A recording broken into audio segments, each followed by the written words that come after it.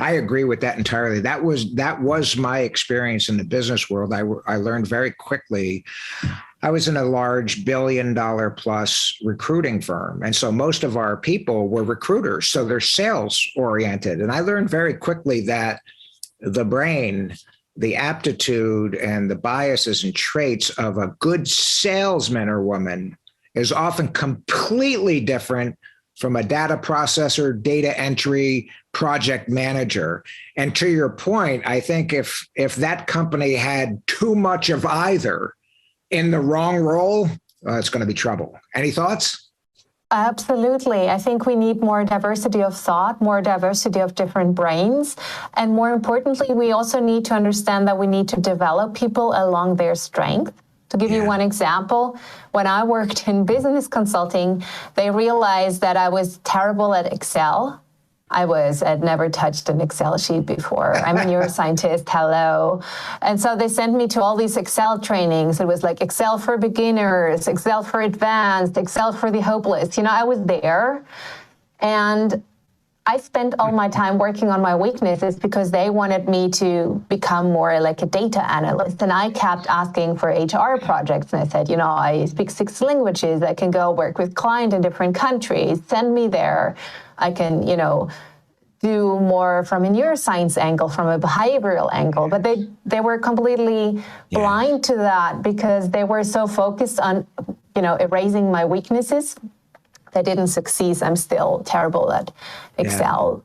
But in my work right now, I don't need Excel. If I need a good Excel sheet, I know who to go to. And I think in companies, we work in teams, so we shouldn't force everyone to be good at everything. We should allow people to have a few really good skills that they're really work on and get better on. And then we need somebody who compensates for each team member's weaknesses. Yes, I agree entirely. You're singing my song, Friederike. I did 15 years as a C-level executive in a publicly traded company. So one of the 5 top executives never learned Excel. I mean, I could open the sheet up and look at it. I could not manipulate it, didn't want to manipulate it. And I am one of the rare executives. I did not know how to create a PowerPoint presentation my entire time because I thought, first of all, when I first entered the business world, computers were new. So these programs were new. So therefore, I didn't know it. All the young folks knew it. They grew up with it. And I realized very quickly that that company, I was highly compensated. That company was not paying me to be an executive or an admin assistant creating.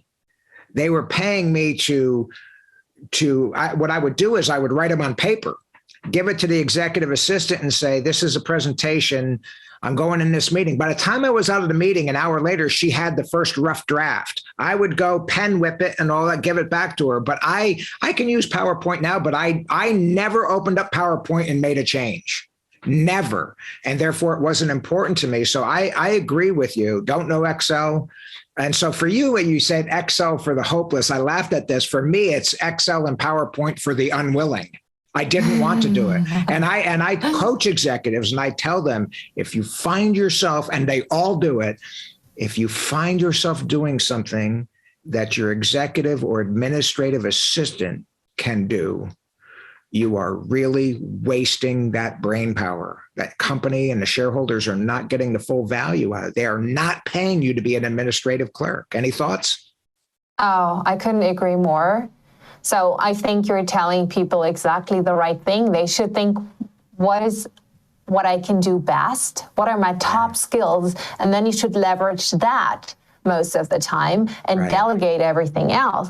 That's when people get the best value. And even more so, I think that's probably also something you may have observed, that people work longer and longer and hustle more, though the results are not necessarily better. So from a brain perspective, actually counterintuitive to what we think, working more does not always translate in better results. So if you put in those extra 2 hours to refine the PowerPoint, this will not add value to the company. You will have worked more. It looks like you worked more, but actually our brains are wired to be most productive for short bursts of a couple hours, where you get into the flow state And if you do everything yourself, you're so busy that you can never allow yourself to get into flow. And in flow, we can be innovative. We come up with unusual solutions. We really add value. And so it's important to not be thinking you need to do everything and you need to do it 24/7.